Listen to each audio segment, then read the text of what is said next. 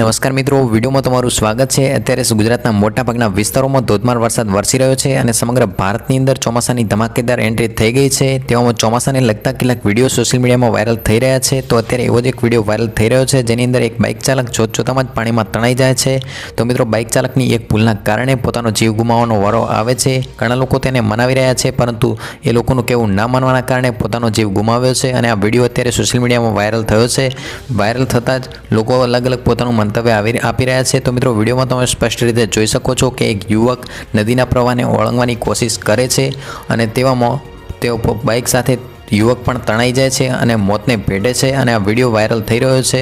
તો મિત્રો, તમે વિડીયોમાં સ્પષ્ટ રીતે જોઈ શકો છો। આ વિડીયોને લઈને તમારું શું મંતવ્ય છે તે કોમેન્ટ કરી શકો છો।